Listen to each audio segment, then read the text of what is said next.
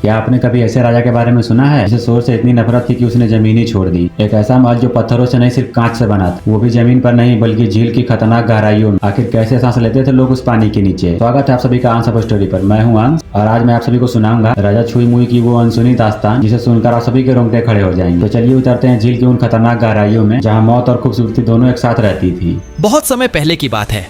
एक विशाल राज्य पर राजा छुई मुई राज करते थे। उनका स्वभाव बिल्कुल निराला था। जहां अन्य राजा शिकार और युद्ध के शोर में आनंद लेते थे, वहीं राजा छुई मुई को दुनिया का कोलाहल अशांत कर देता था। वे अक्सर घंटों झील के किनारे बैठकर पानी की लहरों को शांत भाव से निहारते रहते। उनके मन में एक ही अभिलाषा थी, एक ऐसी जगह रहना जहां केवल सन्नाटा और सुकून हो।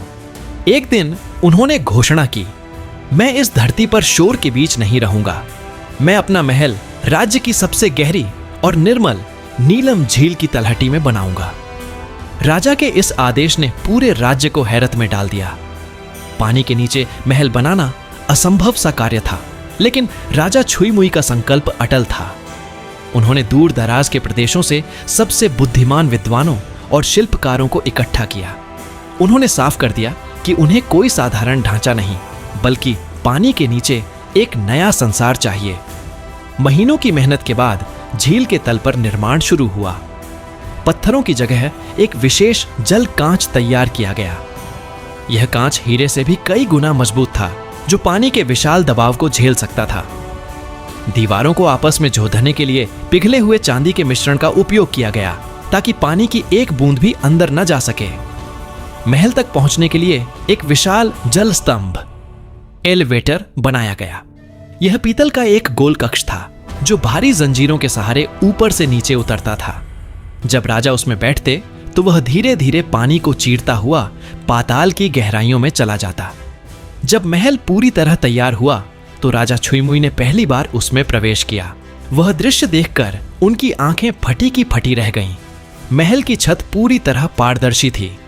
जब राजा अपने शयन कक्ष में लेटते तो उन्हें ऊपर नीले पानी का एक अनंत आसमान दिखाई देता। विशाल मछलियां, रंगीन समुद्री कछुए और झील के अद्भुत जीव उनके सिर के ऊपर से तैरते हुए गुजरते।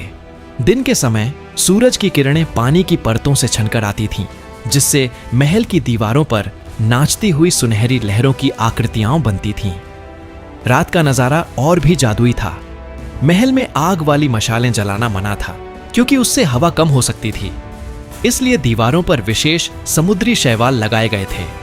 ये रात के अंधेरे में खुद ब खुद चमकने लगते और पूरे महल को हल्की नीली और हरी रोशनी से भर देते, जिससे ऐसा लगता जमीन के शोर से दूर पानी की गहराइयों में छुपा है एक राजा का गुरु। राजा छुई मुई की वो अनसुनी कहानी जिसे देखकर आप अपनी आंखों पर यकीन नहीं करेंगे। आखिर कैसे बना ये पानी के अंदर अजय साम्राज्य? जानने के लिए जुड़े रहिए हमारे साथ आपके अपने चैनल अंश ऑफ स्टोरी पर। मानो राजा सितारों के बीच सो रहे हों। ताजी हवा के लिए तट पर विशाल पंखे लगाए गए थे, जो लंबी तांबे की नलियों के माध्यम से महल के हर कोने में सुगंधित हवा पहुंचाते थे। राजा छुई मुई ने यहां अपनी मौन सभा शुरू की, जहां प्रजा अपनी शिकायतें लेकर आती, लेकिन नियम था कि कोई भी ऊंची आवाज में बात नहीं करेगा। पड़ोसी राज्य के राजा क्रूर सिंह को जब इस महल का पता चला तो उसने इसे राजा की कमजोरी समझा।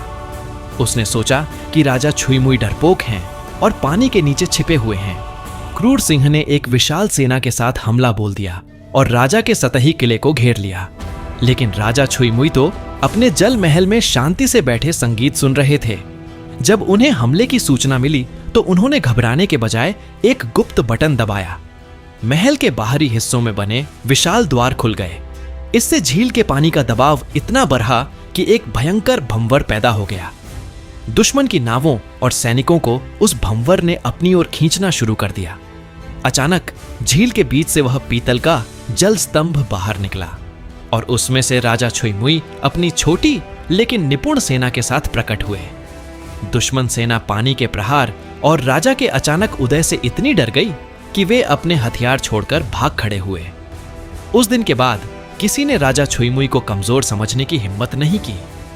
उन्होंने सिद्ध कर दिया कि शांति का अर्थ कायरता नहीं है। राजा छुई मुई ने अपना शेष जीवन उसी नीलमणि महल में बिताया। कहा जाता है कि आज भी जब झील का पानी बिल्कुल स्थिर होता है तो उसकी गहराई में एक अद्भुत चमक दिखाई देती है।